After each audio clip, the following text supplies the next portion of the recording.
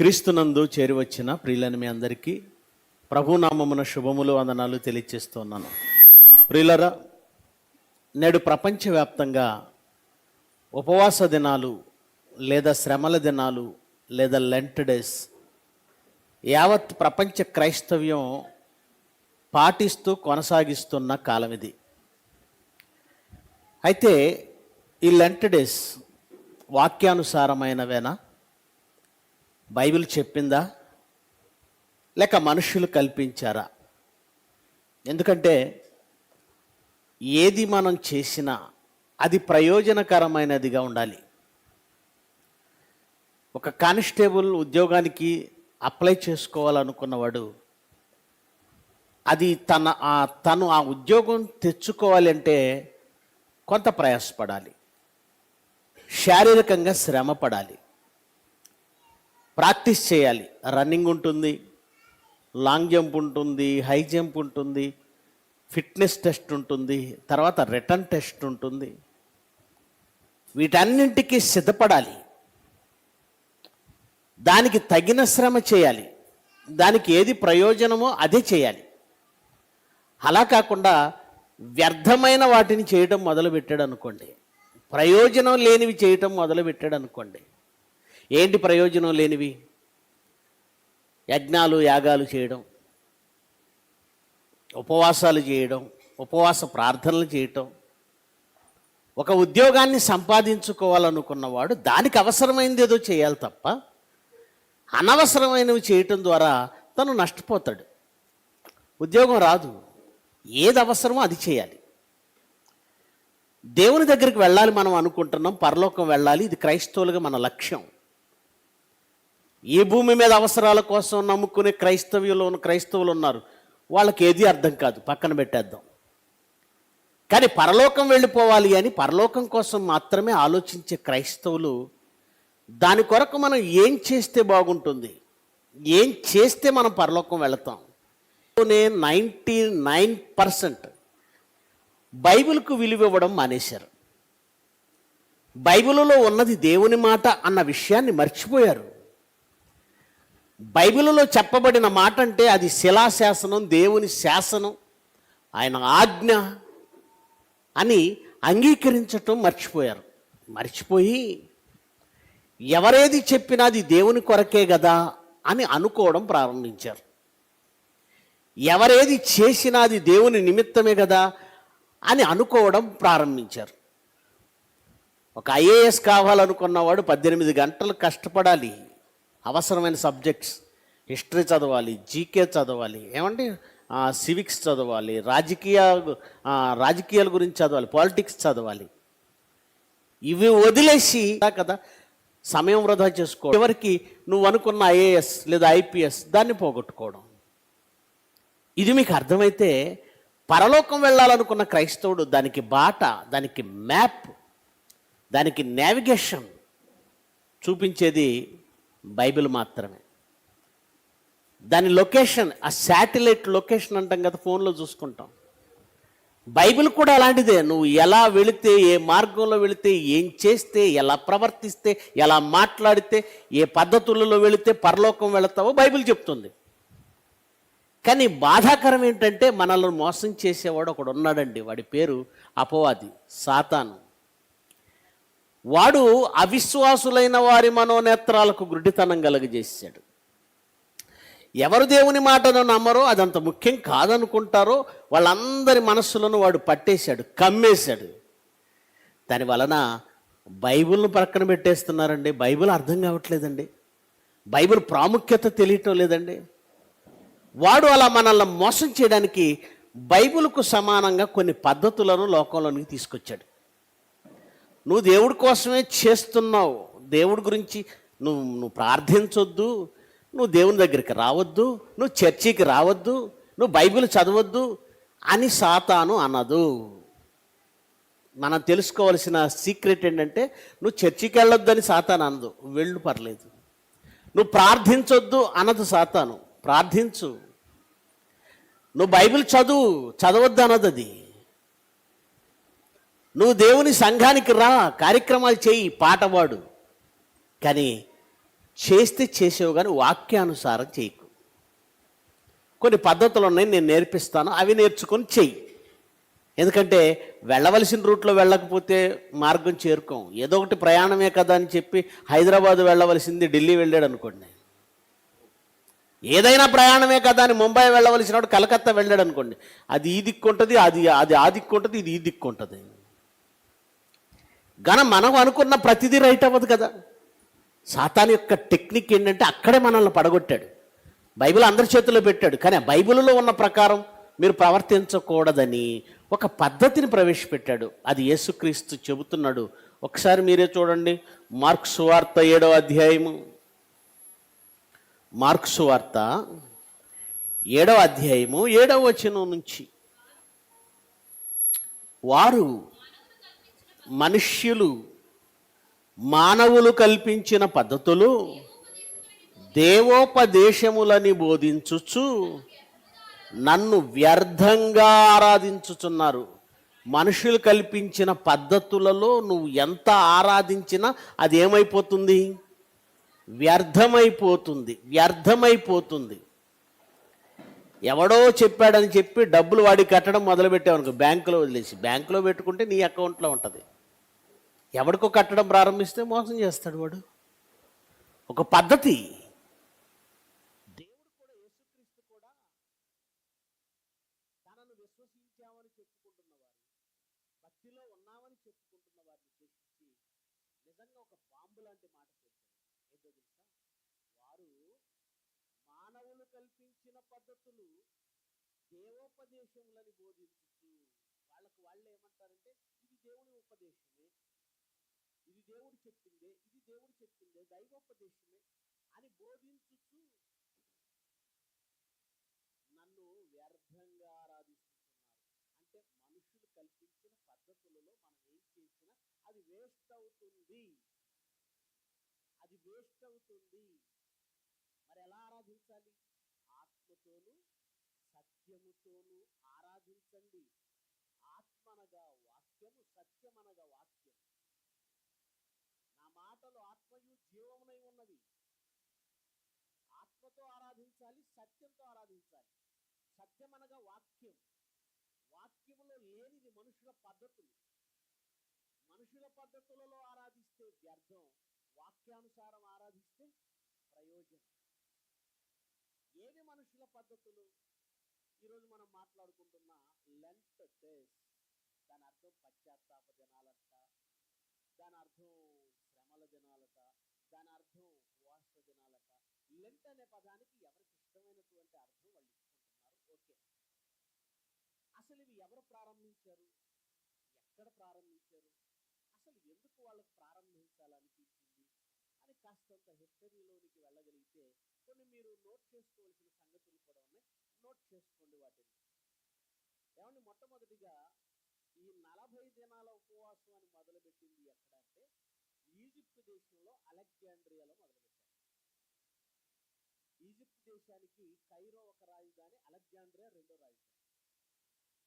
ఈ అలెగ్జాండ్రియాలో మొట్టమొదటిగా ప్రవేశపెట్టారండి. దీన్ని 3వ శతాబ్దంలో ప్రవేశపెట్టారు అలెగ్జాండ్రియాలో. మరి దీనికి ముఖ్యమైనటువంటి వ్యక్తి ఎవరు అంటే, దీన్ని తీసుకొచ్చినటువంటి ముఖ్యమైన వ్యక్తి ఎవరు అంటే అలెగ్జాండ్రియాకి చెందిన అథనేషియస్ 330 సంవత్సరంలో ఈ పద్ధతిని ప్రవేశపెట్టాడండి. అంతకుముందు కూడా చేసేవాళ్ళు.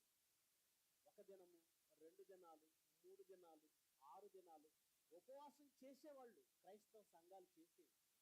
కానీ రాను రాను దాని సంఖ్య పెంచుకుంటూ 330వ సంవత్సరం అంటే 3వ శతాబ్దం. ఈ 3వ శతాబ్దం వచ్చేసరికి అలెగ్జాండ్రియాకి చెందిన అథనేషియస్ అనేటువంటి ఒక బోధకుడు, ఒక బిషప్, దీనిని ప్రజలకు పరిచయం చేసి 40 దినాలు చేయవలసిందే అన్నాడు. ఆ తర్వాత ఒక ఆయన వచ్చాడు, సెయింట్ అగస్టిన్. ఇతనేం చేశాడు తెలుసండి? లెంట్ పాటించకపోతే పాపం అని ఈయన ప్రకటించాడు. ఏమంటే రాజ్యం ఎవరిది? రోమన్ చక్రవర్తి. చెప్పేవాళ్ళు ఎవరు? వీళ్ళంతా కూడా బోధకులు, రోమా చక్రవర్తులు ఏం చేశారంటే ఈ బోధకులు ఏవైతే చెప్పారో అందులోనూ ఫస్ట్ కౌన్సిల్ ఆఫ్ నైసియా 325లో జరిగింది ఒక సమావేశం. అది కూడా సీజర్ చక్రవర్తి సీజర్ కాన్స్టంటైన్ ఈయన ఆధ్వర్యంలో ప్రపంచంలో ఉన్నటువంటి బోధకులందరూ, బిషప్పులందరూ, ముఖ్యులైన వారందరూ ఆ కౌన్సిల్లో పాల్గొని ఈ 40 దినాల ఉపవాసాన్ని వీళ్ళు ఏం చేశారు తెలుసండి? అధికారికంగా చేయాలి, అధికారికంగా ప్రకటించాలి. అంటే అంతకు ముందు లేని క్రైస్తవులు కూడా పాటించనిది 40 దినాల ఉపవాసం 330 సంవత్సరంలో వచ్చింది. ఈ 330 సంవత్సరం నుంచి ఇప్పటి వరకు అది చాలా సంఘాలు పాటిస్తూ వస్తున్నాయి. అందులో క్రీస్తు శకం 601లో సెయింట్ గ్రెగరీ ద గ్రేట్ 46 రోజులు చేశాడట. ఎందుకంటే ఈ 40 దినాలలో ఆదివారాలు తీసేసి, ఆదివారాల లెక్క కాదు, ఆదివారాలు తీసేయాలి అని 40 దినాలను కాస్త ఏం చేశారు? 46. దేంతో ప్రారంభం అవుతుంది ఉపవాస దినాలు? దేంతో ప్రారంభం అవుతాయట? భస్మ బుధవారం, అంటే బూడిద బుధవారం. దీంతో ప్రారంభమై దేంతో ముగిస్తాయట? దేంతో ముగుస్తుందట? ఈస్టర్తో ముగుస్తుంది. ఈస్టర్. ఆ ఈస్టర్కు ముందు వచ్చే శుక్రవారం గుడ్ ఫ్రైడే, శుభ శుక్రవారం. దానికి ముందు వచ్చే ఆదివారం మట్టలాదివారం, గుడ్ ఫ్రైడే, ఈస్టర్. 3 సెట్ చేశారు. వీటి నుంచి, ఈస్టర్ నుంచి వెనక్కి లెక్క గడితే 40 దినాలు లెక్క కట్టుకొని ఉపవాసాలు చేయాలి. ప్రిలరా, ఇది చరిత్రలో మనం చూసింది. ఇకపోతే ఈ 40 దినాల ఉపవాసం అనేది రాకముందు కొన్ని సంఘాలు బాప్తిజమానికి ముందు ప్రిపరేషన్ సిద్ధపాటు, దాని కొరకు ఉపవాసం ఉండేవాళ్ళు. బాప్తిజం తీసుకోవడానికి, తను క్రీస్తులోనికి రావడానికి తనకు తాను సిద్ధపాటు చేసుకోవాలి అనే ఉద్దేశంతో 2 దినాలు, 3 దినాలు, 5 దినాలు, 6 దినాల వరకు ఉపవాసం ఉండి ప్రార్థనలు చేసేవాళ్ళు. Very good. ఇది చరిత్రలో మనకు కనబడుతుంది. దీనినే నేటి క్రైస్తవ సంఘాలు పాటిస్తూ వచ్చాయి, ఇప్పటికీ పాటిస్తున్నాయి, చాలా శ్రద్ధగా పాటిస్తున్నారు. అయితే ముందు మనం మాట్లాడుకున్నట్టుగా ఏదైనా వాక్యానుసారమే ఉండాలి. ఎందుకంటే ఈ సెయింట్ గ్రెగరీ ద గ్రేట్ కానీ, ఈ అథనేషియస్ అనేటువంటి వ్యక్తి కానీ, ఈ సెయింట్ అగస్టిన్ అనేటువంటి వ్యక్తి కానీ, లేదంటే పోప్ లియో I రోమ్ సంఘానికి అధికారికంగా బోధించిన వాడు ఎవరంటే పోప్ లియో I రోమ్ సంఘానికి ఇది అధికారం చేశాడు. వీళ్ళందరూ మనుషులే. వీళ్ళ కంటే గొప్పవాళ్ళు ఉన్నారంటే ఉన్నారు. చాలామంది మాట్లాడుతూ ఫస్ట్ కౌన్సిల్ ఆఫ్ నైసియాలో పెద్దలు తీసుకున్న నిర్ణయాలండి, బోధకులు తీసుకున్న నిర్ణయాలండి, అవి మనం పాటించాలని చాలామంది చెప్తున్నారు. నేనేం అడుగుతానంటే, క్రీస్తు శకం 325లో వచ్చిన ఈ బోధకులు, ఈ సెయింట్లు, ఈ పోపులు, ఈ బిషప్పులు వీళ్ళే పెద్దోళ్ళ?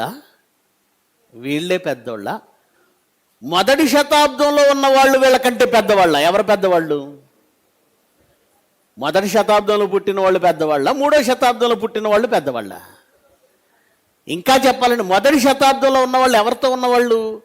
స్వయంగా యేసుక్రీస్తుతో ఉన్నవాళ్ళు, ఆయనతో సహవాసం చేసిన వాళ్ళు, ఆయన బోధ విన్నవాళ్ళు. మరి వీళ్ళెవరు? 300 సంవత్సరాల తర్వాత వచ్చిన వాళ్ళు. మరి బైబిల్ ముఖ్యమైనదా, లేదా బైబిల్లో చెప్పబడినటువంటి భక్తుల మాటలు ముఖ్యమైనవా, లేదా దేవుడు చెప్పిన మాటలు ముఖ్యమైనవా?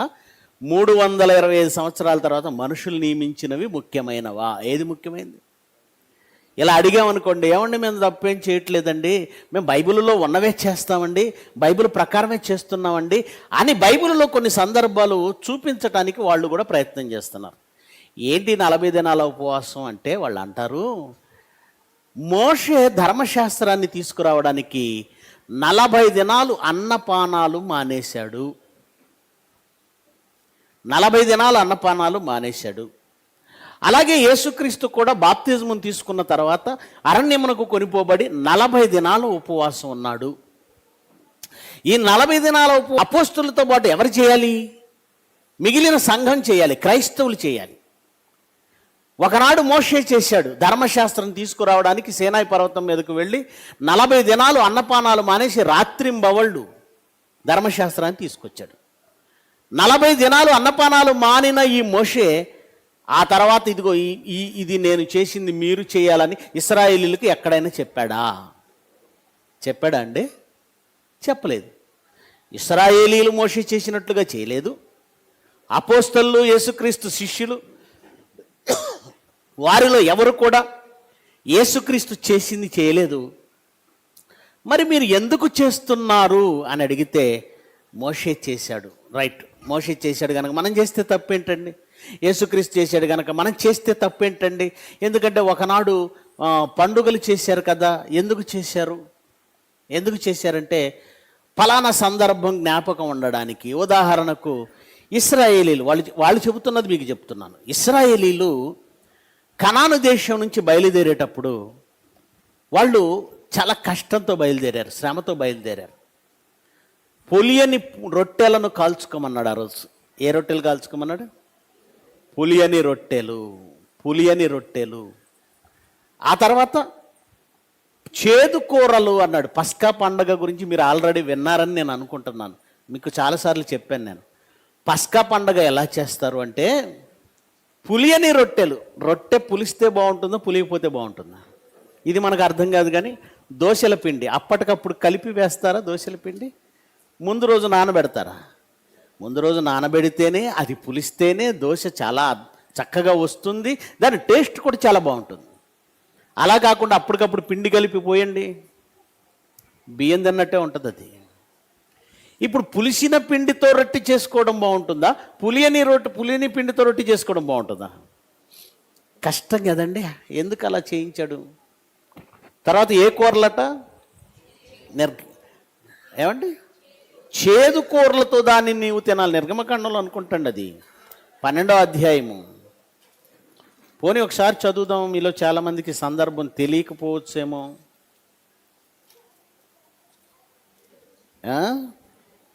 12వ అధ్యాయము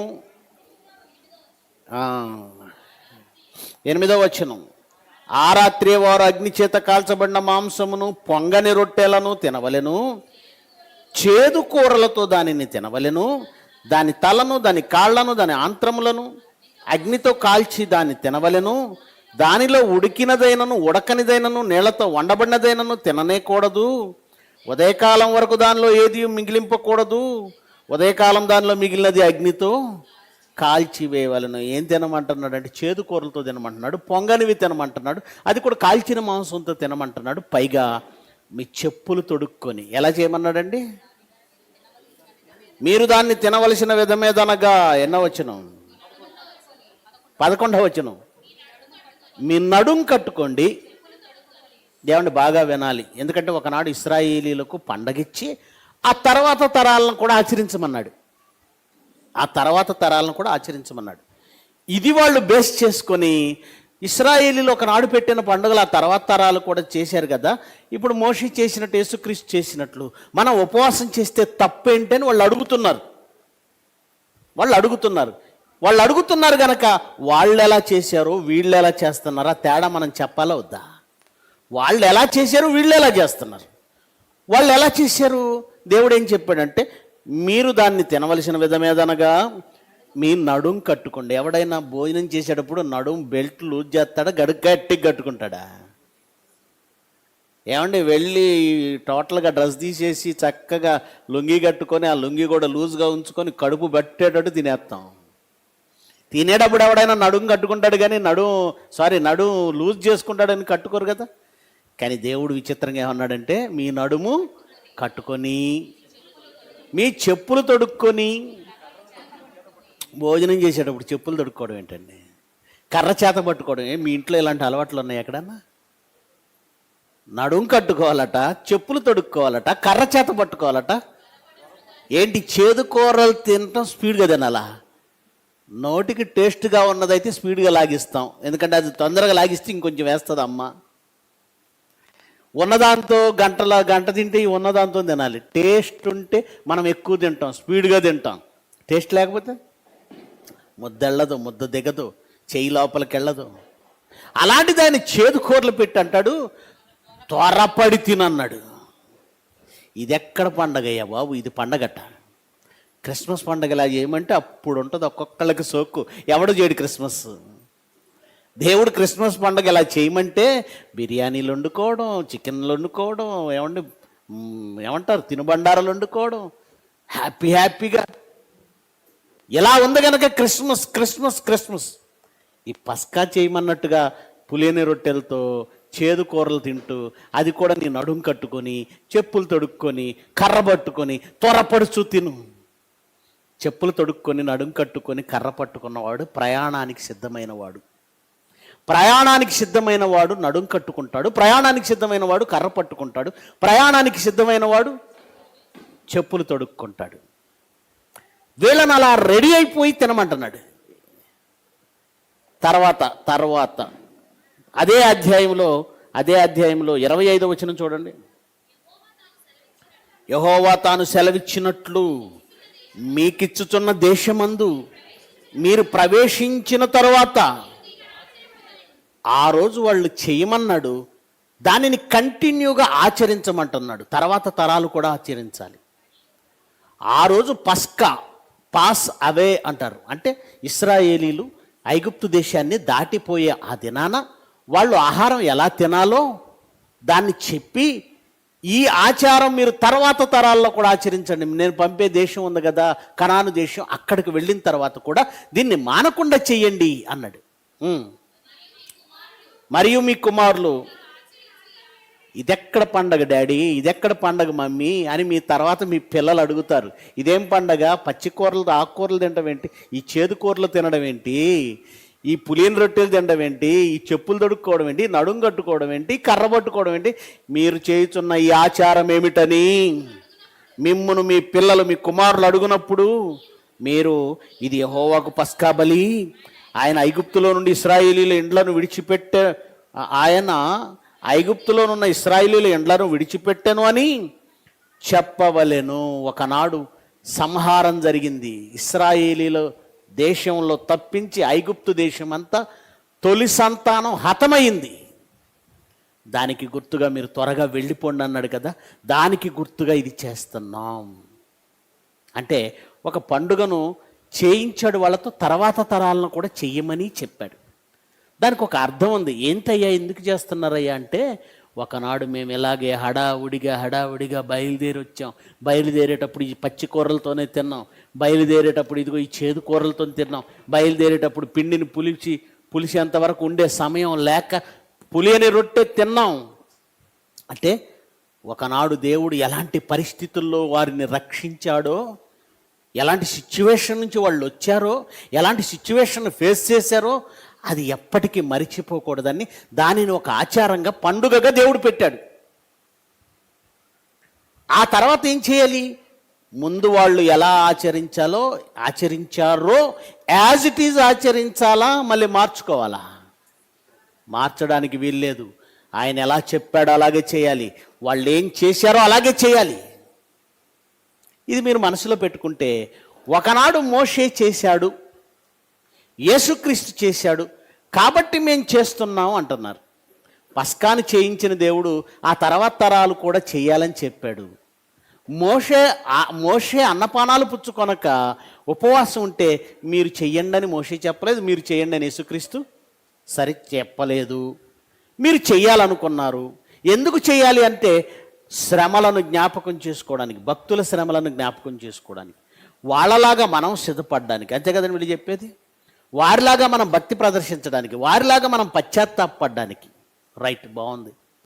వారిని చూసి వారు చేశారు కనుక మేము చేస్తాం అని మీరంటే, వాళ్ళు ఎలా చేశారో అలాగే చేయాలా? వాళ్ళు చేసినట్టు కాకుండా మీ ఇష్టం వచ్చినట్టు చేయొచ్చా? వాళ్ళు చేసింది మేము చేస్తున్నాం అన్నప్పుడు వాళ్ళు ఎలా చేశారు చూడండి. వాళ్ళు ఎలా చేశారో నిర్గమకాండం 19వ అధ్యాయం, ద్వితీయోపదేశకాండం ద్వితీయోపదేశకాండము 19వ అధ్యాయము 9వ వచనం ఒకసారి చదవండి.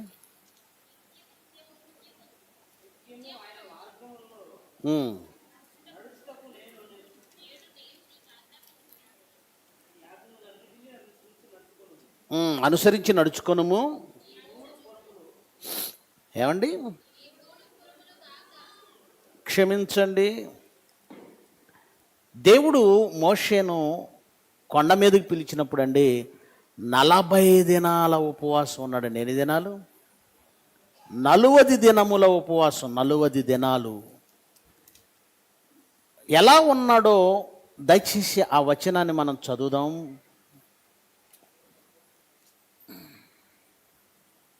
ఎవరైనా సహాయం చేయగలరా? ఏమండి?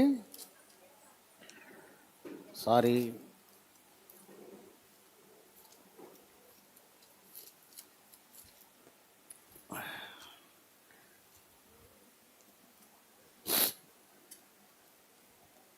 ద్వితీయోపదేశకాండం 9వ అధ్యాయం, క్షమించండి 9వ అధ్యాయం, 19వ అధ్యాయం కాదు, 9వ అధ్యాయము 9వ వచనం మొదటిగా, తర్వాత 18వ వచనం చదువుదాం. ఆ రాతి పలకలు అనగా యెహోవా మీతో చేసిన నిబంధన సంబంధమైన పలకలను తీసుకొనుటకు నేను కొండ ఎక్కినప్పుడు, మొట్టమొదట నిబంధన పలకలు తీసుకోవడానికి మోషే కొండ ఎక్కాడు. అలా కొండ ఎక్కినప్పుడు అన్నపానములు మాని కొండ మీద 40 పగళ్ళు 40 రాత్రులు ఒక్కడే ఉన్నాడు. ఇంకెవరైనా తోడున్నారండి? 40 రాత్రులు 40 పగళ్ళు. పగలు ఉపవాసం ఉండి రాత్రికి వంట చేసుకున్నాడని ఏమన్నా ఉందండి అక్కడ? పగలంతా ఉపవాసం ఉండి రాత్రికి బిర్యానీ తిన్నాడని ఏమన్నా ఉందా? ఆయన పగలు ఉపవాసం ఉన్నాడు, రాత్రికి ఉన్నాడు. ఏమేం తీసుకోలేదు? అన్నము తినలేదు, నీరు తాగలేదు. అన్నము నీరు తాగకుండా 40 దినాలు. అది ఒక్కసారి కాదు, 2 సార్లు. 18వ వచనం చూడండి. ఇప్పుడు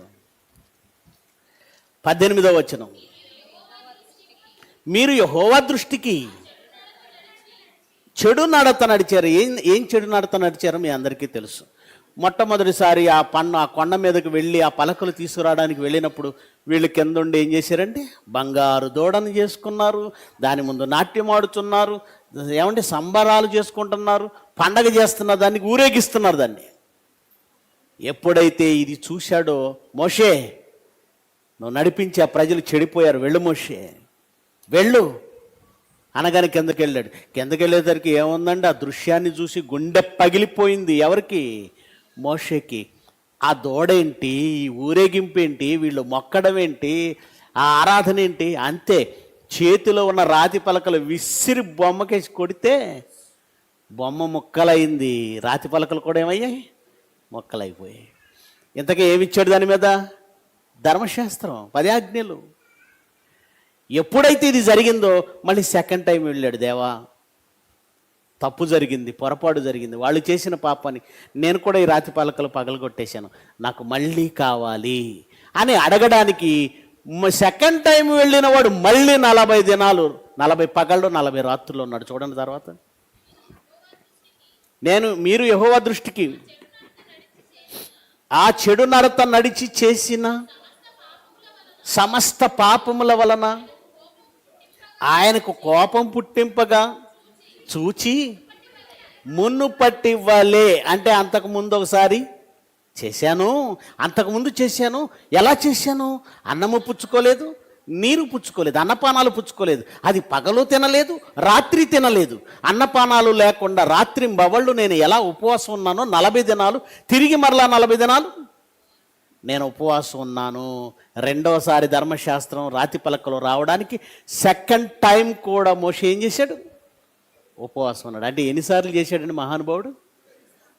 2 సార్లు. ఫస్ట్ టైము 40 దినాలు, సెకండ్ టైము 40 దినాలు. మరి ఈరోజు మోషే చేశాడని నువ్వు చేస్తున్నావా? ఏంటి నువ్వు చేసేది? మోషే చేస్తున్న ఉపవాసమేనా నీది అసలు? మరి యేసుక్రీస్తు ఎలా చేశాడో ఆయనది కూడా జ్ఞాపకం చేసుకుందాం. యేసుక్రీస్తు మత్తయి సువార్త ఏమండి 4వ అధ్యాయము 1వ వచనం నుంచి, అప్పుడు యేసు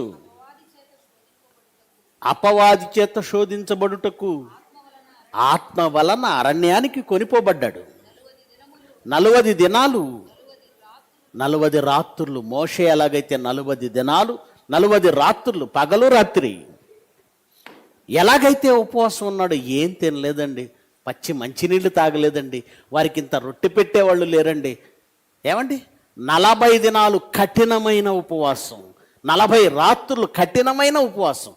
మోషే చేశాడు గనక మేం చేస్తాం, యేసుక్రీస్తు చేశాడు గనక మేం చేస్తాం అన్నవాళ్ళు మోషే చేసినట్లు చేస్తున్నారా, యేసుక్రీస్తు చేసినట్టు చేస్తున్నారా? మన వాళ్ళ ఉపవాసాలు చెప్పమంటారా? నవ్విపోతారు. ఎవరైనా సరే వింటే నవ్విపోతారు. ఉదయాన్నే ఏం తినరండి, పెద్దగా ఇడ్లీ తింటారు. మధ్యలో ఏం తీసుకోరండి, పెద్దగా అంత జ్యూస్ తీసుకుంటారు. అప్పుడప్పుడు పాలు తీసుకుంటారు. రాత్రికి ఉదయం తినలేదు, బెంగబెట్టేసుకుంది నోరు కడుపు. మనకి ఏం తిన్నా బెంగ ఒకటి ఉంటుంది, అన్నం తినకపోతే. తెలుగు వాళ్ళం కదా, ఏమైనా తినండి ఉదయాన్నే. ఇప్పుడంటే కాస్త టిఫిన్కి అలవాటు పడ్డాం. మధ్యాహ్నం భోజనం బదులు రైస్ బదులు 4 చపాతీ వేసుకొని తిన్నా కానీ మనసు ఎందుకో పీకుతుంటుంది, ఎక్కడుంది రైస్. ఇలాగ వీళ్ళు ఉదయం మానేశారు, రాత్రి మానేశారు. ఆ బెంగతో ఉదయంది మధ్యాహ్నంది రాత్రిది కలిపి ఇంత తినేస్తారు. ఏమండి రాత్రి ఇంత తింటే ఉదయానికి అంత అరుగుద్దా? మనకి ఆకలి అవుతుందా? రాత్రి అంత తిని మళ్ళీ ఉదయాన్నే ఇడ్లీ తిన్నావు, ఆ తర్వాత జ్యూసులు తాగావు, ఆ తర్వాత పాలు తాగావు. అసలు ఉపవాసం ఎక్కడండి? దీన్ని ఉపవాసం అంటారా మీ భాషలో? ఏ ఊర్లో అంటారు దీన్ని? ఉపవాసం ఎక్కడంటారు? పగలంతా ఉపవాసం ఉన్నాండి, ఏం ముట్టలేదండి, వెరీ గుడ్, మంచిది. మరి ఇక్కడ రాత్రి కూడా ఏం ముట్టలేదు, అలా ఎందుకు ఉండవు నువ్వు? మంచినీళ్ళు కూడా ముట్టకూడదు. సరే, అన్నం తినలేదు ఓకే, ఇడ్లీ తినలేదు ఓకే, పాలు తాగలేదు ఓకే, జ్యూసులు తాగలేదు ఓకే. కొంతమంది ఉంటారు మంచినీళ్ళు తాగరా? తాగుతారు, మంచినీళ్ళు తాగుతారు. రాత్రికి వచ్చేసరికి ఈ 2 పూటలది కలిపి రాత్రి కొట్టేస్తారు. అసలు యేసుప్రభు చేసినట్టు కానీ మోషే చేసినట్టు కానీ ఎక్కడ చేస్తున్నారు? ఇలా అడగటం తప్ప అండి? కొంతమందికి నచ్చదండి. దేవుణ్ణైనా తప్పుపడితే వాళ్ళు ఊరుకుంటారు కానీ, బైబిల్ను తప్పుపట్టినా ఊరుకుంటారు కానీ, మనుషుల పారంపర్యాచారాలను తప్పుపడితే ఎక్కడ లేని రోషం, ఎక్కడ లేని కోపం. మనం ఏమంటున్నాం? వ్యర్థమైనది అన్నప్పుడు ఎందుకు చేయటం? వేస్ట్ అన్నప్పుడు ఎందుకు చేయటం? వ్యర్థం అన్నప్పుడు ఎందుకు చేయటం? నీ సమయాన్ని వృధా చేసుకుంటున్నావు, దానివల్ల పరలోకం రాదు, దానివల్ల దేవుడు మెచ్చడు. కనుక 40 దినాలు మోషే చేశాడని చేస్తావా? అయితే రాత్రి పగలు ఏం తినకూడదు, ఏం త్రాగకూడదు. యేసుక్రీస్తు చేశాడు కనుక చేస్తానంటావా? అయితే 40 దినాలు 40 రాత్రులు ఏం తినకు, ఏం త్రాగకు. అలా నువ్వు చేయగలవా? చేస్తావా? వాళ్ళు దేవుని పనిలో వాళ్ళకున్న కమిట్మెంట్ చూడండి. మోషే గారికి ఉన్న కమిట్మెంట్ చూడండి. 40 దినాల ఉపవాస ప్రార్థన చేయాలి అని చెబుతున్న బోధకులు సైతం మోషే చెప్పినట్టు చేయరండి, చేయలేరు కూడా. మరి మీరే చేయలేనిది ఎందుకు జనాన్ని చేయమని ప్రోత్సహిస్తున్నారు? మీరు పాటించలేనిది ఎందుకు జనాన్ని పాటించమని ప్రోత్సహిస్తున్నారు? ఇది బైబిల్ చెప్పిందేనా? 40 దినాల ఉపవాసం బైబిల్ చెప్పిందా? ఎక్కడ లేదండి బైబిల్లో. ఇకపోతే బైబిల్లో కొన్ని చోట్ల కొందరు భక్తులు ఉపవాసాలు చేసినట్లుగా మనకు కనబడుతుంది. చేశారు, అక్కడక్కడ చేశారు, 40 దినాలు మాత్రం కాదండి. వాళ్ళు అక్కడక్కడ చేశారు. ఎందుకు చేశారో పాత నిబంధనలో 1-2 సందర్భాలను చదువుదాం మనం. యావేలు గ్రంథం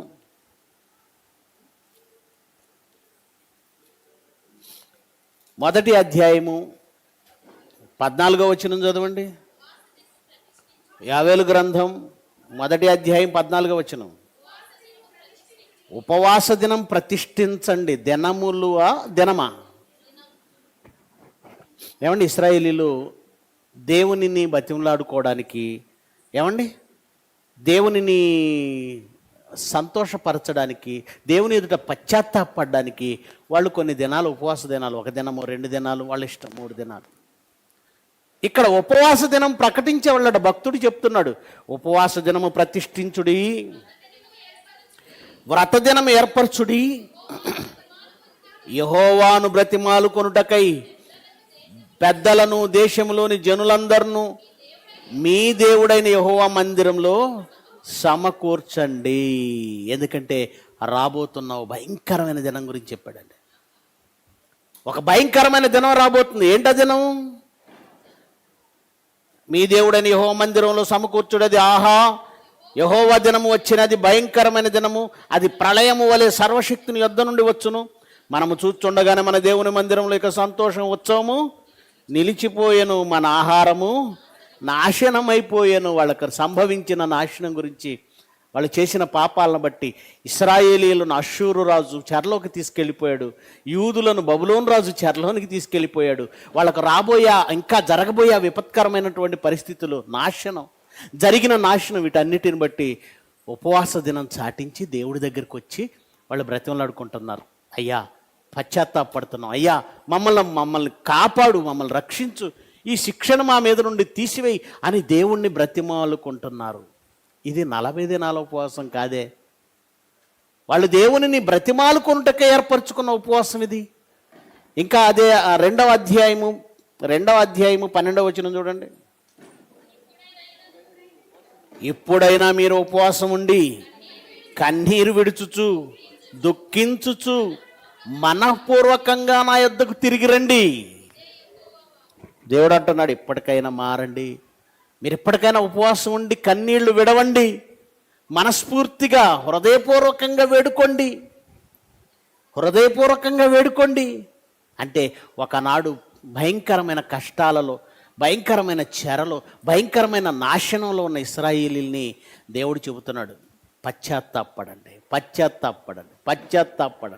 పాత నిబంధనలో వారికి కష్టం ఏర్పడిన ప్రతిసారి ఉపవాసం చేశారన్నది నిజమండి. ఎస్తేరు గ్రంథం మీ అందరికీ తెలుసు. హామాన్ అనేవాడు కుట్ర పన్ని యూదులందరినీ చంపేయాలని రాజు దగ్గర నుంచి ఒక అధికారాన్ని తెచ్చుకున్నప్పుడు, కోటలో ఉందండి, ఎస్తేరు కోటలో ఉంది, షూషను కోటలో. ఆ కోటలోనికి మొర్దెకై వెళ్ళాడు ఆమె దగ్గరికి. అమ్మా, యూదులందరినీ వినాశనం చేయమన్న ఒక ఆజ్ఞ రాజు దగ్గర నుంచి బయలుదేరింది. హామాన్ అనేవాడు కుట్ర పన్నాడు. ఈ క్షణంలో నువ్వు మౌనంగా ఉంటే నువ్వు కూడా యూదురాలివే, నిన్ను చంపేస్తారు, నువ్వు కదలాలి. అప్పుడు ఆమె ఏమన్నదో ఎస్తేరు గ్రంథం 2వ అధ్యాయం చదవండి.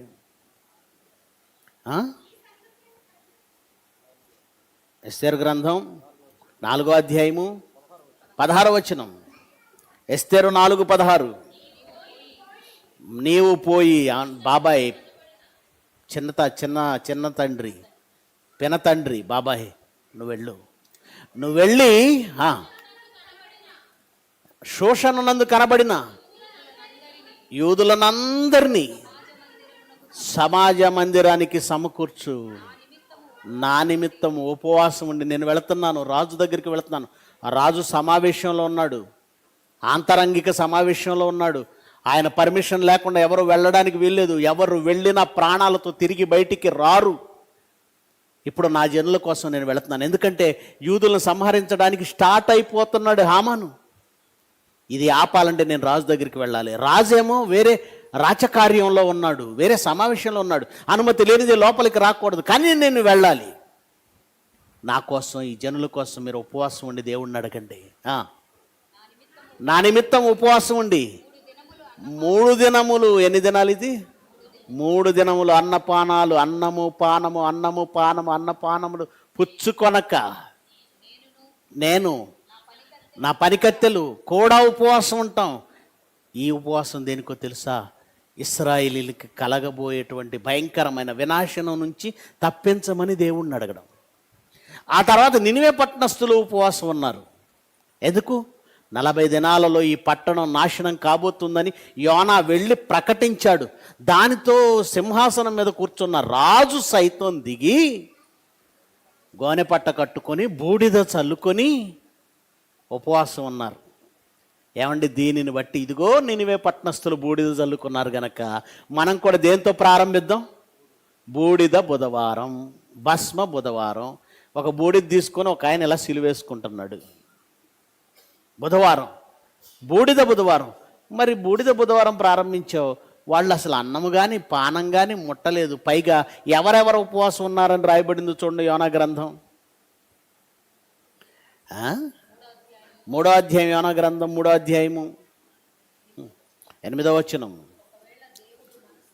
ఒకవేళ దేవుడు మనస్సు త్రిప్పుకొని పశ్చాత్తప్తుడై మనము లయము కాకుండా తన కోపాగ్ని చల్లార్చుకొనును. అంటే మీరు పాత నిబంధనలో ఎక్కడ చూసినా దేవుని కోపాగ్ని నుండి వారిని వారు రక్షించుకోవడానికి ఉపవాసం ఉండి దేవుణ్ణి బ్రతిమలాడిన సందర్భాలు కనపడతాయి.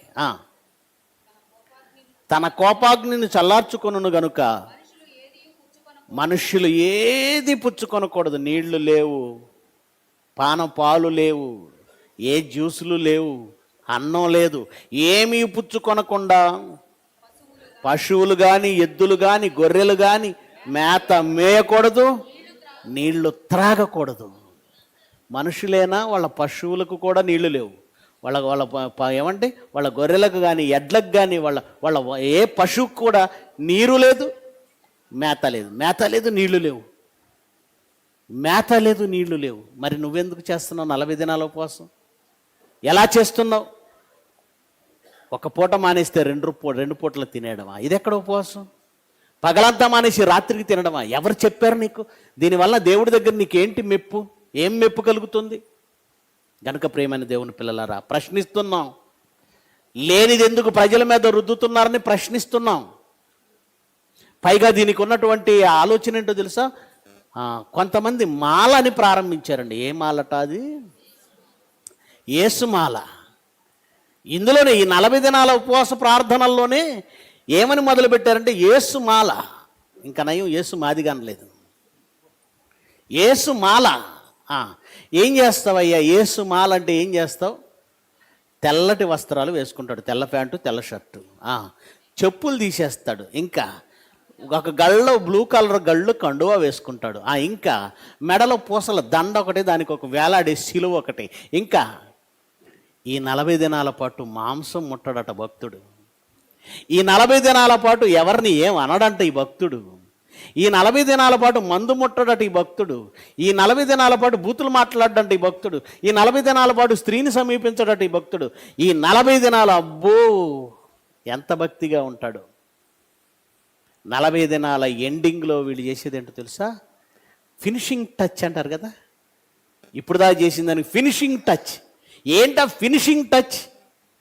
నాగపట్నం వెళ్ళాలి, లేదంటే గుణదల వెళ్ళాలి, లేదంటే సాగర్ వెళ్ళాలి. వెళ్ళి ఏం చేయాలి? మొక్కుకున్నారు. ఏం మొక్కుకున్నావు? తల వెంట్రుకలు ఇస్తాను. కొందరు తల వెంట్రుకలు ఇస్తాను మొక్కుంటారు, కొంతమంది అది కూడా లేదేదో కొబ్బరికాయ కొట్టి వచ్చేస్తారు. ఏం చేసుకుంటాడు దేవుడు? నీ తల నుండి వచ్చినటువంటి ఈ పేలుతోను, ఈ ఏమంటారు దీన్ని, ఈ వీపుతోను చుండ్రుతో ఉన్న ఈ వెంట్రుకలు ఏం చేసుకోవాలి ఆయన? ఓ పని చేయండి, రేపు కటింగ్ షాప్కి వెళ్తారు కదా, కటింగ్ చేయించుకొని దాన్ని ప్యాకింగ్ చేయించి మీ ఆవిడ ఇది తెచ్చి ఇవ్వండి. అమ్మ భద్రం జాగ్రత్త. ఏమనుకుంటున్నావు? నీ భక్తిగా 40 దినాలే ఉండాలా? బ్రతుక్కాలం అంతా ఉండాలా? మరి 40 దినాలు ఎవడు పెట్టాడు తెలుసా? అన్యుల మధ్య చూసిన ఆచారాన్ని కాపీ చేసి క్రైస్తవ్యంలోనికి తెచ్చారు.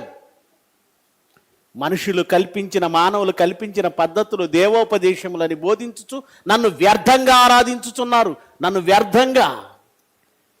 ఇకపోతే వీళ్ళ దౌర్భాగ్యపు స్థితి ఏంటో చెప్పమంటారా? ఈ 40 దినాల పాటు వాళ్ళు పైకి మనుషుల మధ్య ప్రార్థనలు చేస్తూ, తెల్లబట్టలు వేసుకొని, మెడలో సిలువ వేసుకొని, భక్తి మాట్లాడుతూ ఇలా తిరుగుతున్న వాళ్ళ అంతరంగంలో ఏముందో తెలుసా? ఎప్పుడైపోతాయి ఇవి? మొక్క లేనిదే ముద్ద దిగని నేను 40 దినాల పాటు ముద్ద లేదు. బూతులు వచ్చేస్తూ ఉంటాయి అని చెప్పేసి లోపలికి నొక్కుకొని స్వామి శరణం, దేవుణ్ణి యేసుప్రభు హల్లెలూయా అంటారు. మరి ఏమంటారు? వీళ్ళు కూడా స్వామి శరణం అంటారు. అర్థం ఏదో అంటారు చూసారా? చిత్తం దేవుడి మీద కాదు, సామెత ఏదో ఉంది. మనిషి దేవుడి దగ్గరికి వెళ్ళాడట, మనసంతా ఎక్కడ ఉందట? మనం అంతే కదండి. హృదయంలో ఒకటి పెట్టుకొని బయటికి ఒకటి వేషధారణ మనది, వేషధారణ. గనుక ప్రియులరా, ఈరోజు 40 దినాల ఉపవాస ప్రార్థనను నువ్వు చేస్తున్నవే, ఎవరికి ఉపయోగం, ఎందుకు ఉపయోగం, ఏంటి ఉపయోగం, దానివల్ల నువ్వు నేర్చుకున్నది ఏంటి? ఇదేనా నువ్వు నేర్చుకున్నది? 40 దినాల పాటు వేషం మార్చేసి 40 దినాల చివరిలో మళ్ళా నీ పాపంలోకి నువ్వు వచ్చేయటమేనా? అదే ఉపవాసం? అసలు ఉపవాసం అంటే అర్థం ఏంటో తెలుసా? ఉపవాసం అనే పదానికి అర్థం దేవునితో సహవాసం. ఆ పదానికి అర్థమే దేవునితో సహవాసం. దేవునితో సహవాసం అంటే నువ్వు అన్నం మానేస్తే దేవునితో సహవాసమా? నీరు మానేస్తే దేవునితో సహవాసమా? ఏం చేస్తే, బట్టలు మానేస్తే దేవుడితో సహవాసమా? మందు మానేసి 40 దినాల వరకు మానేస్తే దేవుడితో సహవాసమా? నువ్వు చేస్తున్న ఉపవాసం అనే ఉపవాసముగా పిలవబడదు. జకర్యా గ్రంథం చూడండి, ఆ మాటలు చూడండి. జకర్యా గ్రంథము 7వ అధ్యాయము 5వ వచనం నుంచి. జకర్యా గ్రంథం 7వ అధ్యాయం 5వ వచనం నుంచి. ఈ దేశపు జనులందరికీ యాజకులకు నీవి మాట తెలియజేయవలెను. ఈ జరిగిన 70 సంవత్సరాలు వాళ్ళు చెరలో ఉన్న ఈ కాలంలో, ఈ జరిగిన 70 సంవత్సరాలు ఏటేటా 5వ నెల 7వ నెల మీరు ఉపవాసం ఉండి దుఃఖం సలుపుచు వచ్చినప్పుడు మేము చెరలో ఉన్నామని 5వ నెల 7వ నెల ఉపవాసం చాటించి ఉపవాసాన్ని పాటిస్తూ వచ్చారట. అలా పాటించుతున్నప్పుడు నా యందు భక్తి కలిగి ఏ ఉపవాసం ఉంటిరా దేవుడు అడుగుతున్నాడండి. నువ్వు అన్నం మానేసావని దేవుడు వణికిపోయి దిగిపోడు. నీ హృదయాన్ని చూస్తాడు. నువ్వు ఎందుకు ఉపవాసం ఉంటున్నావు? నీ హృదయంలో భక్తి ఉందా? మార్పు లేని నువ్వెవడవయ్యా? డ్రెస్ వేసుకున్నావు, బాప్తిజం తీసుకున్నావు నువ్వు. చూడండి, బాప్తిజం తీసుకున్న వాళ్ళందరూ డ్రెస్సులు వేసుకొని స్వాముల్లా కనపడుతుంటారు. నీకు భక్తి లేదు, బైబిల్ మీద గౌరవం లేదు, చర్చికి రావు, సంఘం లేదు. ఎవడు నిన్ను వేషం వేయమన్నాడు? సంఘంలో ఉన్న వాళ్ళని చూద్దాం. దేవుని యందు భక్తి కలిగి ఉపవాసం ఉన్నారా మీరు? అడుగుతున్నాడు చూడండి. నా యందు భక్తి కలిగే ఉపవాసం ఉంటిరా? మీరు ఆహారం పుచ్చుకున్నప్పుడు స్వప్రయోజనం, మీ ప్రయోజనం కొరకే పుచ్చుకున్నారు. పానం చేసినప్పుడు స్వప్రయోజనం కొరకే కదా చేశారు. నా యందు భక్తి కలిగా మీరు ఉపవాసం ఉన్నారు. నా యందు భక్తి కలిగా మీరు ఉపవాసం ఉన్నారు లేదన్నాడు. ప్రియులరా, దీన్ని బట్టి మనం ఆలోచిస్తే యేసుక్రీస్తు చెప్పనిది మనం ఎందుకు చేయాలి? ఆయన చేశాడు. ఎందుకు చేశాడు? తన జీవితాన్ని సిద్ధపరచుకోవడానికి, రాబోయే ఆ మహా కష్టాలకు తన మనసును నిబ్బరం చేసుకోవడానికి, తాను ఎదుర్కోబోయే ఆ విపత్కర పరిస్థితులను తాను సిద్ధపడడానికి, వాటికి సిద్ధపడడానికి 40 దినాల పాటు ఉపవాసం ఉండి ప్రార్థన చేస్తూ, ఉపవాసం ఉండి ఏమి తినకుండా ఏం త్రాగకుండా కఠినమైన దీక్ష అండి అది. ఆ కష్టాన్ని అక్కడ చూశాడు. ఎందుకు ఆ కష్టాన్ని చూశాడంటే ఆ తర్వాత వచ్చే కష్టం ఆయనకి కష్టంగా ఉండకూడదు. ఏమండి, 4 రోజులు మానేయండి అన్నం ఎలా ఉంటుంది? ఇంకేం కనపడదు జీవితంలో, అంతా అయిపోయింది అనుకుంటాం మనం. ఏం చేయలేమనుకుంటాం, అయిపోయింది, కళ్ళు తిరుగుతుంటాయి, సమస్య వెళ్ళిపోతాం, ఈ చిన్న చెంచా కూడా పైకి లేపలేం. ఎంత కష్టం! 4 రోజులు మానేస్తే ఎంత కష్టం చూడండి. అలాంటిది 40 దినాలు రాత్రి పగళ్ళు ఏం తినకపోతే అసలు ఆ మెంటల్ స్టేటస్ ఎలా ఉంటుందో, సైకాలజీ ఎలా ఉంటుంది, ఆ స్థితి ఎలా ఉంటుంది, అది ఎందుకు ఆయన అనుభవించాడో తెలుసా? ఆ తర్వాత రాబోయేవి తాను సిద్ధపడాలి కదా, వాటిని భరించాలి కదా, తట్టుకోవాలి కదా. శరీరాన్ని నలగొట్టేసుకున్నాడు, శరీరాన్ని నలగొట్టుకున్నాడు, సిద్ధపడ్డాడు.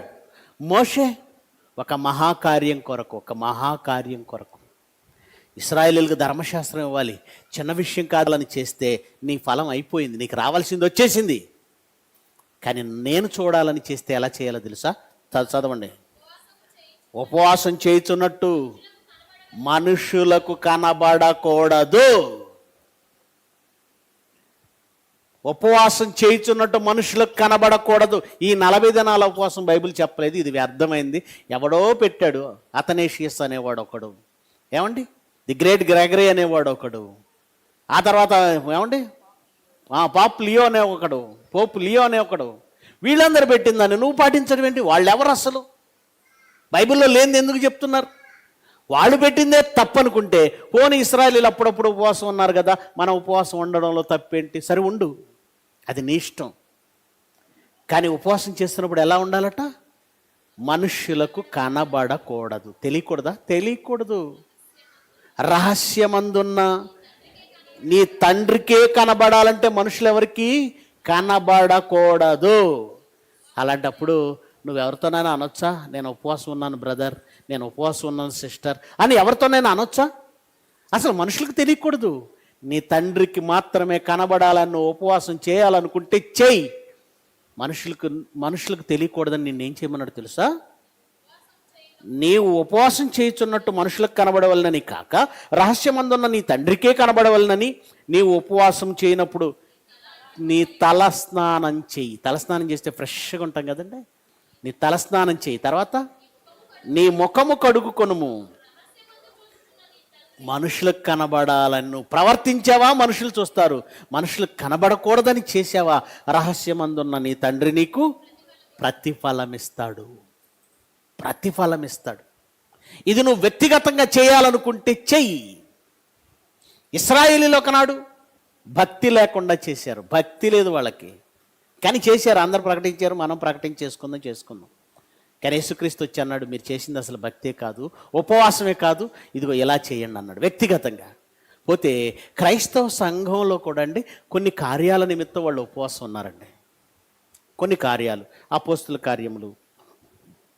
ఏంటి ఆ కార్యం ఒకసారి చూడండి.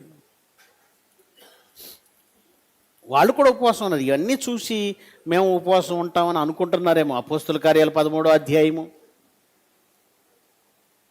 1వ వచనం నుంచి, అంతియొకయలోనున్న సంఘములో బర్నబా, నిగేర్ అనబడిన సుమియోను, కురేనీయుడైన లూకియా, చతుర్థాధిపతి అయిన హేరోదుతో కూడా పెంచబడిన మనయేను, సౌలు అను ప్రవక్తలు బోధకులు ఉండేరి. వారు ప్రభువును సేవించు, అంత్యొక సంఘం ఇది, వారు ప్రభువును సేవించుచు ఉపవాసం చేయుచుండగా పరిశుద్ధాత్మ, నేను బర్నబాను సౌలును పిలిచిన పని కొరకు వారిని నాకు ప్రత్యేకపరచుడని వారితో చెప్పాను. వీళ్ళంతా ఎవరో తెలుసా? ఇశ్రాయేలీలండి. వీళ్ళంతా ఎవరు? ఇశ్రాయేలీలు. ఆల్రెడీ వాళ్ళకు ఉపవాసాలు చేయడం అనేది అలవాటు ఉంది, వాడుకది. గనుక వాళ్ళు ఉపవాసం చేస్తున్నప్పుడు వాళ్ళు ఏం చేశారో చూడండి. 3వ వచనం, పరిశుద్ధాత్మ చెప్పింది, ఇదిగో ఆ సౌలును బర్నబాని నా సేవ కొరకు నేను పిలుస్తున్నాను, ప్రత్యేకపరచండి, నా సేవ కొరకు ప్రత్యేకపరచండి అని పరిశుద్ధాత్మ పిలిచేసరికి సంఘమంతా కలిసట ఉపవాసం ఉండి ప్రార్థన చేసి వారి మీద చేతులుంచి, ఎవరు? మిగిలిన పెద్దలు, సంఘంలోని మిగిలిన పెద్దలు ఉపవాసం ఉండి ప్రార్థన చేసి వాళ్ళ మీద చేతులుంచి ప్రార్థన చేసి వారిని పంపించారు. ఇదండి. వాళ్ళు ఎందుకు ఉపవాసం ఉన్నారో తెలుసా? మహాకార్యము కొరకు వీళ్ళిద్దరిని సెపరేట్ చేశారు. ఎన్ని ఖండాలు తిరగాలో, ఎన్ని దేశాలు తిరగాలో, ఎన్ని ప్రాంతాలు తిరగాలో, ఎన్ని శ్రమలు అనుభవించబోతున్నారో ఆ శ్రమలలో అయ్యా వీళ్ళకి తోడుగా ఉండు అని దేవుణ్ణి అడిగి ఒక మహాకార్యం కోసం పంపించారు. 40 దినాలు ఉపవాసం ఉన్నావు, నువ్వెవరిని పంపించావు సువార్తకి? 40 దినాలు ఉపవాసం ఉన్నావు, నీ చర్చి నుంచి ఎవరు వెళ్ళారు? నువ్వెవరిని సేవకు పంపించావు? నువ్వెవరిని సువార్తకు పంపించావు? నువ్వు వెళ్ళవు. మరి వాళ్ళు ఉపవాసం ఉండి ప్రార్థించి మరి సువార్తకు పంపించారు. వాళ్ళు ఉపవాసం ఉంటున్నది దేవుని ఉగ్రతను తప్పించుకోవడానికి ఆయన బతిమలాడుకున్నారు. మరి ఈరోజు నీవు ఉపవాసం ఉన్నావు, దేనికి? ఏంటి ప్రయోజనం? ఇంకో విషయం చెప్పనండి, ఉపవాస దినాలంటే ఈరోజు మనం పెట్టినట్టుగా మీటింగ్కి ఎవరు పెట్టరండి. ఉపవాస దినాల్లో మీటింగ్లు జరగవు. దేవునికి ఇష్టమైన కార్యాలు చేయాలా ఉపవాసాల్లో? ఆయనకి ఇష్టం లేని కార్యాలు చేయాలా? ఉపవాస దినాలను నువ్వు పెట్టుకున్నావు, అది బైబిల్లో లేదు, సరిపెట్టుకున్నావు. ఈ దినాలలో దేవునికి ఇష్టమైనది చేయాలి. ఏంటి దేవునికి ఇష్టమైనది? దేవునికి కావాల్సింది ఏంటి? మనుషులందరూ రక్షణ పొంది సత్యమును గూర్చిన అనుభవ జ్ఞానం గలవారై ఉండవలనని దేవుడు ఇచ్చేయించుచున్నాడు. ఆయన ఇష్టం ఏంటంటే మనుషులు రక్షణ పొందాలి. ఇంకా ఏంటి ఇష్టం ఆయనకి? ఒక్క పాపి మారు మనసు పొందితే పరలోకమందు దేవునికి అధిక సంతోషం. దేవుణ్ణి సంతోషపెట్టేది ఏమిటి అంటే ఒక మనిషిని మార్చటం, ఒక పాపిని రక్షించడం. పాపిని రక్షించాలంటే వాక్యం చెప్పాలి, దేవునికి ఇష్టమైంది నువ్వు వాక్యం చెప్పి పాపిని రక్షించడం అయితే, 40 దినాలు దేవుని భక్తి చేస్తున్నామని ఈ 40 దినాల్లో మీటింగులు పెట్టరు, ఈ 40 దినాల్లో వాక్యం చెప్పరు, ఈ 40 దినాల్లో ఏం చేయరు. అంటే దేవుడికి ఇష్టమైంది కూడా చేయరా? చేయరు. ఇంకేంటి ప్రయోజనం? ఏంటి దాని వలన ప్రయోజనం? ప్రియమైన దేవుని పిల్లలారా, 40 దినాలు ఈ లెంట్ డేస్ గురించి బైబిల్ చెప్పింది ఏంటో తెలుసా? అది నామకార్థమైన మనుషులు కల్పించిన ఒక పద్ధతి మాత్రమే. మరి మనమేం చేయాలి? నిజమైన ఉపవాసం చేయాలి. ఏంటి నిజమైన ఉపవాసం? ఒకసారి చూద్దాం. ఏది నిజమైన ఉపవాసం ఒకసారి చూద్దాం. యెషయా గ్రంథం 53వ అధ్యాయం. నిజమైన ఉపవాసం ఏదో చూద్దామండి. మనుష్యుల పారంపర్యాచారాలు మనకు వద్దండి. 58వ అధ్యాయం, యెషయా గ్రంథం 58వ అధ్యాయం 1వ వచనం, 3వ వచనం నుంచి, క్షమించండి, 3వ వచనం నుంచి. మేము ఉపవాసం ఉండగా, ఈ ఉపవాసం ఉన్న వాళ్ళలో ఇశ్రాయేలీలైన వాళ్ళు కొందరు అడుగుతున్నారట దేవుణ్ణి, మేము ఉపవాసం ఉండగా నువ్వెందుకు చూడవు? అంటే వీళ్ళు ఉపవాసం ఉన్నంత మాత్రాన ఆయన చూస్తాడనే గ్యారంటీ లేదా? లేదు, చూడడం లేదు, ఆయన పట్టించుకోవట్లేదు వీళ్ళని. వీళ్ళు అడుగుతున్నారట, మేము ఉపవాసం ఉండగా నీవెందుకు చూడవు? మేము మా ప్రాణాలను ఆయాసపరుచుకుంటున్నాం, పగలంతా రాత్రికి ఫుల్గా తింటున్నాం. మేము మా ప్రాణములను ఆయాసపరుచుకొనగా నీవెందుకు చూడవు? ఎందుకు లక్ష్య పెట్టవు? అప్పుడు దేవుడు అడుగుతున్నాడు, మీరు ఉపవాసం ఉండి, ఒకనాడు ఇశ్రాయేలీలు చేసినప్పుడు ఉపవాసం అనేది ఉందగనక మీరు మనస్ఫూర్తిగా హృదయపూర్వకంగా ఉపవాసం ఉండండి అని వాళ్ళకి చెప్పాడు. కానీ వాళ్ళతో ఏమంటానంటే, మీరు ఉపవాసం ఉండినప్పుడు వీళ్ళట దేవుని కోసం ఒక దినాన్ని కేటాయించినా వ్యాపారాలు మానడం లేదట. మీరు మీ వ్యాపారాలు చేయుదురు. ఇశ్రాయేలీలు ఒకవేళ చేసినట్లుగా నువ్వు చేయాలనుకుంటే ఆ దినాలలో ఏం చేయకూడదు? పని చేయకూడదు, వ్యాపారం చేయకూడదు. ఏమంటే 40 దినాల పాటు మేము జాబ్ మానేసాం అన్న క్రైస్తవులను చూపించండి. ఈ 40 దినాల పాటు సెలవు పెట్టండి చూద్దాం. ఈ 40 దినాల పాటు పని మానేయండి చూద్దాం. ఈ 40 దినాల పాటు వ్యాపారం మానేయండి చూద్దాం.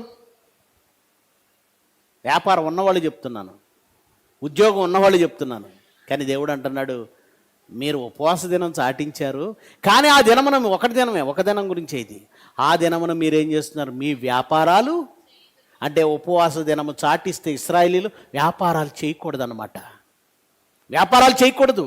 కానీ మీరేం చేస్తున్నారు? మీరు మీ వ్యాపారాలు చేస్తున్నారు. ఇంకేం చేస్తున్నారు?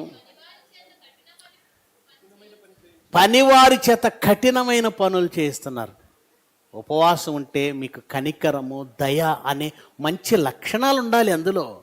పనివాళ్ళు అయితే మనుషులు కాదా? ఆ పనివాళ్ళ మీద జాలి కనికరం లేకుండా కఠినమైన పనులు చేయిస్తున్నారు. పైగా ఈ ఉపవాస దినాల్లో కూడా ఏం చేస్తున్నారట? ఉపవాసం చాటించి మరి కలహపడుచు. ఉపవాస ప్రార్థనకి వెళ్ళొచ్చింది తల్లి, ఇంటికి వచ్చేసరికి గొడవ. ఏంటి గొడవ? అత్తతో గొడవ, కోడలతో గొడవ. ఉపవాస దినాలు కదా, చర్చికి వెళ్ళొస్తారు, మధ్యాహ్నం వరకు వెళ్ళొస్తారు, అంతే కదా, మధ్యాహ్నం వరకు చర్చిలో ఉండొస్తారు. చర్చి నుంచి వచ్చాక నీళ్ళు వస్తున్నాయి, పంచాయతీ నీళ్ళు. ఆ బిందె దగ్గర కొడితే 4 బిందెలు పగిలిపోయాయి. ఎవరి అక్క? ఇప్పుడు దాకా ఏడ్చి వచ్చిన అక్క ఈ అక్క. క్రైస్తవురాలు, విశ్వాసురాలు. ప్రియమైన దేవుని పిల్లలారా, మీరు కలహపడుచు, వివాదం చేయొచ్చు, అన్యాయంగా గుద్దులాడుచు వాళ్ళు ఉండే ఉపవాసం అలా ఉంది. మీరు కూడా అంతే కదండి, మీరు అలా ఉపవాసం ఉంటారు. నేను ఎందుకు చూడాలి? ఇంకా మీ కంఠధ్వని పరమున వినబడినట్లుగా మీరిప్పుడు ఉపవాసం చేయుదురు. ఉపవాసం ఉండరు ఎప్పుడు. అట్టి ఉపవాసం నాకు అనుకూలం. అంటే దేవుడికి అనుకూలమైన ఉపవాసం ఒకటి ఉంది. మీరు ఏది పడితే అది చేసేసి దేవుడికి అనుకూలమైంది దేవుడు చూస్తాడు అనుకుంటే తప్పది. ఆయనకు అనుకూలమైన ఉపవాసమేనా మీరు ఉంటున్నది? ఆయనకు అనుకూలమైందేనా? అట్టి ఉపవాసం నాకు అనుకూలమా? మనుషుడు తన ప్రాణమును బాధపరచుకొనవలసిన దినం అట్టిదేనా? ఒకడు జమ్ము వలె తల వంచుకొని, గోనె పట్ట కట్టుకొని, బూడిద భస్మ బుధవారం అని బూడిద పరుచుకొని, కూర్చుండుట ఉపవాసమా అని అడిగాడు. మరి నువ్వు ఇదే ఉపవాసం అని చేస్తున్నావు. కానీ ఆయన ఏమంటున్నాడు, ఒకడు జమ్ము వలె తల వంచుకొని గోనెపట్ట కట్టుకొని బూడిద చల్లుకొని కూర్చుండడం ఉపవాసమా? మరి ఇదే ఉపవాసం అని మనోళ్ళు అంటున్నారు. ఆయనేమో ఇది ఉపవాసమా అని అడిగాడు. ఇది ఒక కూర అన్నాడు అనుకోండి భర్త, అంటే ఏంటని, ఏదో అయిపోయింది, వాడిపోయిందో ఏదో అయిపోయింది. ఇది ఒక కూర అన్నాడంటే కాదని, ఆయనకు అనుకూలం కాదని. ఇది ఒక ఉపవాసం అన్నాడంటే నువ్వు చేసేది ఆయనకి ఉపవాసం అనుకూలమే కాదు. ఇది ఉపవాసమా అంటే ఈ బూడిద జల్లుకోవడం, ఈ ఏమండి అన్నపానాలు మానేయడం, జమ్ములు తలంచుకోవడం, గోనెపట్టు కట్టుకోవడం, ఇవి మానేయండి. ఇవి దేవునికి ఇష్టమైన ఉపవాసం కాదు. ఇంకేమంటున్నాడు, అట్టి ఉపవాసం యెహోవాకు ప్రీతికరమైందని మీరు అనుకుంటారు. వాళ్ళే అనుకుంటారు, ప్రభువా ఏం చేద్దాం, అన్ని వాళ్ళే అనుకుంటారు. మీరే అనుకుంటారా ఇది ఆయనకి ఇష్టం, ఇలా చేస్తే ఆయనకి ఇష్టం, ఇలా చేస్తే ఆయనకి ప్రీతికరం, యెహోవాకి ఇది ప్రీతికరమైందని మీరు అనుకుంటారా? నా అభిప్రాయంతో సంబంధం లేదా? నా అభిప్రాయాన్ని తీసుకోరా, నా ఇష్టాన్ని తీసుకోరా, మీరే ఇది ప్రీతికరమైందని అనుకుంటారా? నిజమైన ఉపవాసం, నాకు ఇష్టమైన ఉపవాసం, నాకు ప్రీతికరమైన ఉపవాసం ఏదో చెప్తాను వినండి. దుర్మార్గులు కట్టిన కట్లను విప్పుటయు. ఉపవాసం అని చేసే ప్రతి వాళ్ళు అర్థం చేసుకోండి, దీన్ని చదవండి అన్నమాటని. దుర్మార్గులు కట్టిన కట్లు ఎక్కడున్నాయండి? దుర్మార్గులు కట్టిన కట్లు ఎవరినైనా కట్టేశారా అనుకోకండి.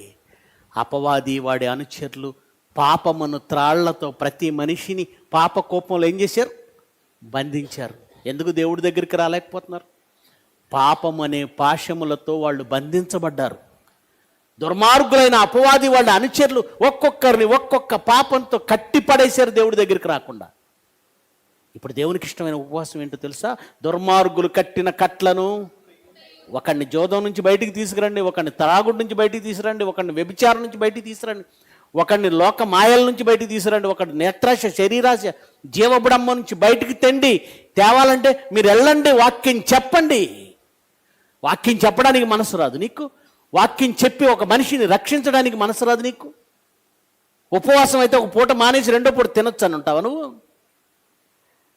దుర్మార్గులు కట్టిన కట్లను విప్పుటయు, కాడిమాను, పాపమను కాడిని ప్రతి మనిషి మోసుకొని తిరుగుతున్నాడు, పాప భారమును మోసుకొని పోతున్నాడు. ప్రతి మనిషి పాపాన్ని మోసుకొని పోతున్నాడు.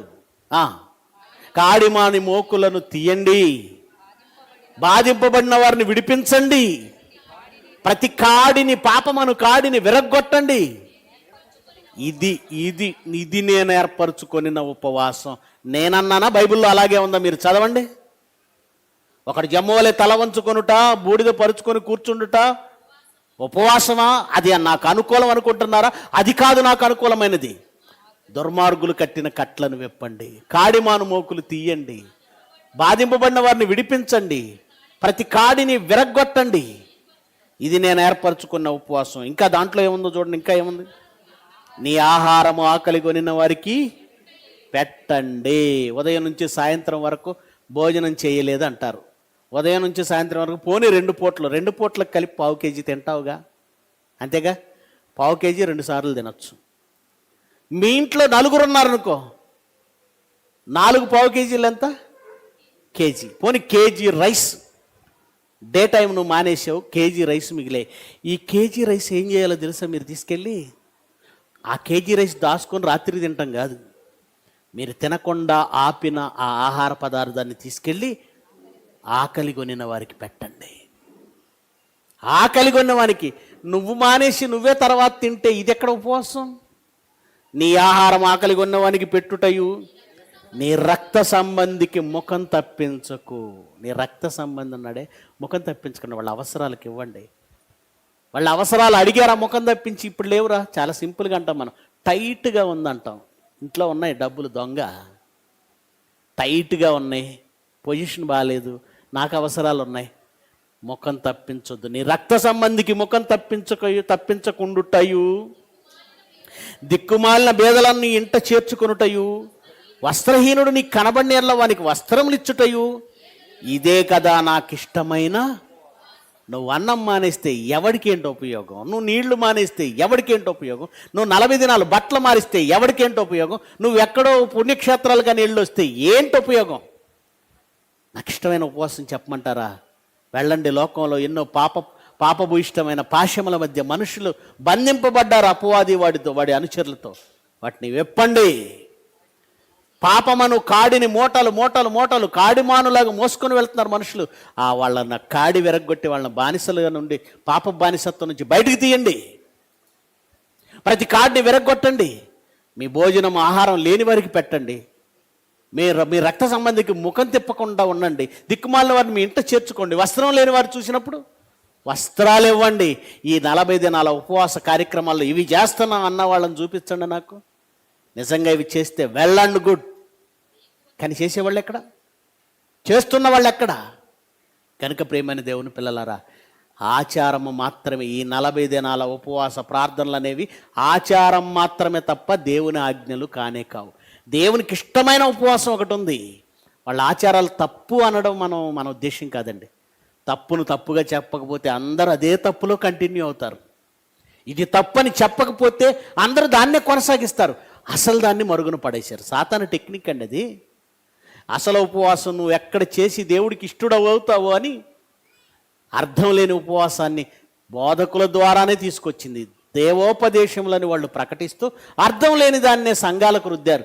సంఘాలన్నీ చాలా నిష్టగా పాటిస్తున్నాయి. చూడండి, మనలాంటి వాళ్ళు చెప్పారు అనుకోండి, అబ్బో ఆ బ్యాచ్ అంతా అదో టైప్ అండి, ఆ బ్యాచ్ అంతా రివర్స్ అండి, వాళ్ళదంతా వ్యతిరేకం అండి. మమ్మల్ని వ్యతిరేకం అనే బదులు నువ్వు చేస్తున్నది బైబిల్కి వ్యతిరేకంగా ఉంది, అది ఆలోచించు. బైబిల్ నేను రాసింది కాదు కదా, దేవుడు నేను చెప్పమండి చెబుతున్నవి కాదు కదా ఇవి. అవి దేవుడికి ఇష్టం లేని ఉపవాసాలు. పైగా మోషే చేసినట్లు చేస్తాను, యేసుక్రీస్తు చేసినట్లు చేస్తాను, అది నువ్వు చేయలేవు. వాళ్ళు 40 దినాలు పచ్చి మంచినీళ్ళు, చొక్క నీళ్లు ముట్టలేదు, ఏం తినలేదు, కఠినమైన ఉపవాసం. అది నిన్ను చేయమని చెప్పలేదు, నువ్వు చేయలేవు కూడా. గనుక ప్రియమైన దేవుని పిల్లలారా, క్రైస్తవ సమాజానికి మనం ఏం చెప్పాలి? నిజమైన ఉపవాసం ఏదో చెప్పాలి. ఈ ఆచారబద్ధమైన ఉపవాసాలను మానేయమని చెప్పండి. వ్యర్థమైనటువంటి ఆరాధన అది, వ్యర్థం, మనుష్యుల పారంపర్య ఆచారం. పైగా ఏమవుతుందో ఒక మాట చూపించి నేను ముగించేస్తానండి. మార్కు సువార్త 7వ అధ్యాయము, మార్కు సువార్త 7వ అధ్యాయం 8వ వచనం. మార్కు సువార్త 7వ అధ్యాయం 8వ వచనం. మీరు దేవుని ఆజ్ఞను విడిచిపెట్టి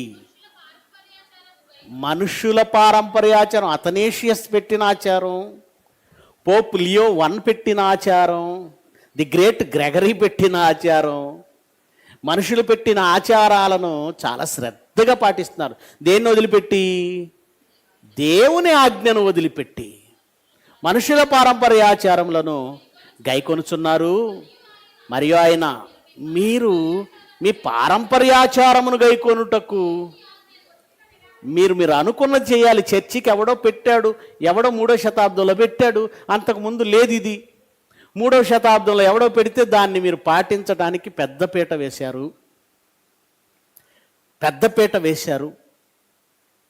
ఎందుకు వేశారు? దాన్ని అంటున్నాడు చూడండి. అది పెద్దపీట వేసి దాన్ని చేయడానికట. దేన్ని నిరర్ధకం చేస్తారట? మీరు మీ పారంపర్యాచారములను గైకొనుటకు దేవుని ఆజ్ఞను బొత్తిగా పట్టించుకోరట. బొత్తిగా వాక్యం ఎలా అందంటే పట్టించుకోరట. వాక్యం ఎలా అంటుంది, వాక్యం ఎలా చెబుతుంది, వాక్యం ఇది చేయమంటుంది, వాక్యం ఎలా బ్రతకమంటుందంటే అవన్నీ మాకు చెప్పకు. మా పెద్దలు కౌన్సిల్ ఆఫ్ నైసియాలో బిషప్పులందరూ కూర్చొని నిర్ణయించారు, మేము చేస్తాం. బైబిల్ వద్దా వీళ్ళకి? వద్దు, బొత్తిగా పక్కన పెట్టు. ప్రేమైన దేవుని పిల్లలారా, ఏం చేయాలి మనం? ఇలాంటి ఆచారబద్ధమైన భక్తిని తుడిచిపెట్టాలంటే మనం విని వెళ్ళిపోతే కాదండి. ఇలాంటి ఆచారబద్ధమైన దానిలో ఉన్నటువంటి కొందరినైనా మీ బాధ్యత. మీలో ఎంతమంది ఈ సత్యం కొరకు మరొక మనిషిని తీసుకొచ్చారో నాకు తెలియదు. తెచ్చారా? ఇలాంటి మంచి వాక్యం ఇక్కడ చెప్పబడుతుంది. మంగళగిరి పట్టణంలో ఇలాంటి సువార్త సభ ఒకటి ఉంది, సెమినార్ ఒకటి ఉంది.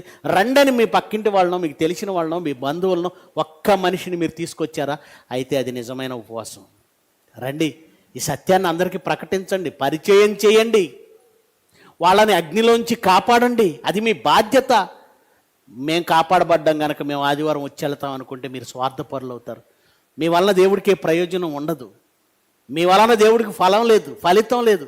గనుక మీరు చూసిన ఈ రక్షణను, మీరు వింటున్న ఈ సత్యవాక్యాన్ని, మీరు చూస్తున్న ఈ మహామార్గాన్ని ఇంకొకరికి పరిచయం చేయాలి, ఇంకొక వ్యక్తిని తీసుకురావాలి. ఇది మీ బాధ్యత. ఆ బాధ్యతను మర్చిపోయారా, దేవుడు మిమ్మల్ని కూడా క్షమించడు.